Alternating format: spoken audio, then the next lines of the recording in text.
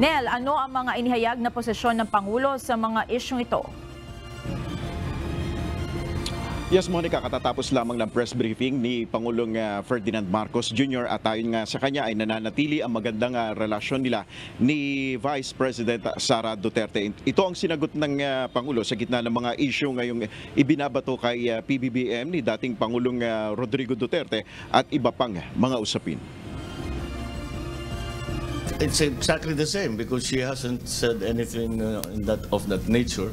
And wala naman siyang sinasabi na ganyang klase. So, hindi naman nagbabago. Binigyan din ng Pangulo na mananatili sa posisyon bilang kalihim ng Department of Education si VP Sara at mayroon pa ring unit team. Samantala, ukol naman sa isinusulong na People's Initiative para amendahan ang konstitusyon. Ayon sa Pangulo, hindi niya alam ang estado nito kung ito ba ay nananatiling opsyon para sa Tsa-Tsa. Sa panig ni PBBM, ayon sa kanya, kinukonsulta na niya ang ilang mga legal expert ukol nga dito sa charter change. We have been in continuous discussion with both houses in the recent days. In fact, before I left, I met with our legal luminaries and tried to find a way. Dahil naman ang habol ko talaga dyan are the economic provisions that I have been talking about this for many years already. So napupunta sa ibang usapan at nagagamit na pampolitika itong issue na ito. So I have asked the leaders of both houses and again some of the best constitutional minds that we have in the Philippines to come up with a simpler solution that does not cause so much controversy. Monica, ngayong gabi na nga ang alis ni Pangulong Marcos dito sa Vietnam at pauwi ng Pilipinas. At yan muna ang ating huling update. Balik sa iyo, Monica.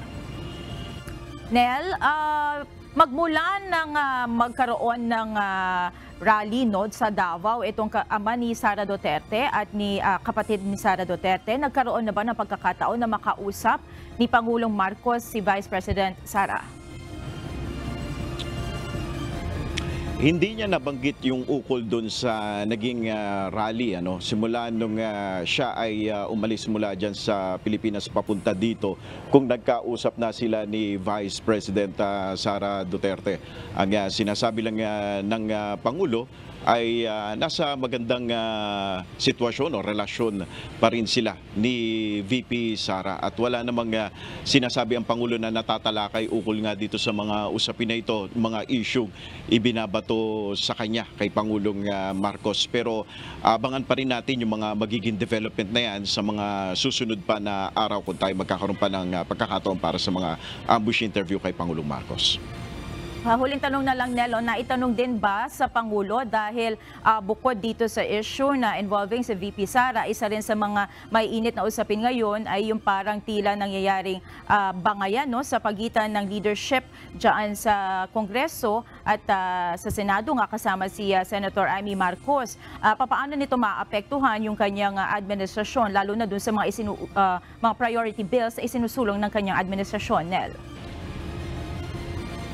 Sa ngayon, wala nabanggit din ng Pangulo at hindi naman din partikular na naitanong yan tungkol doon sa bangayan ng dalawang kapulungan ng Kongreso. Pero naitanong yung tungkol doon sa usapin ng botohan ng dalawang kapulungan, ang Senado at ang Kamara, kung halimbawa ay maitutulak, maisusulong yung charter change, kung tungkol doon sa voting separately ba at voting jointly yung mangyayari. Pero sabi nga ng Pangulo, ito ay normal na usapin na matagal nang tinatalakay ng dalawang kapulungan ng Kongreso, Monica. Alright. Sige, Nel, patuloy kami makikipag-ugnayan. Maraming salamat. Nel Maribuhok, live mula sa Hanoi, Vietnam.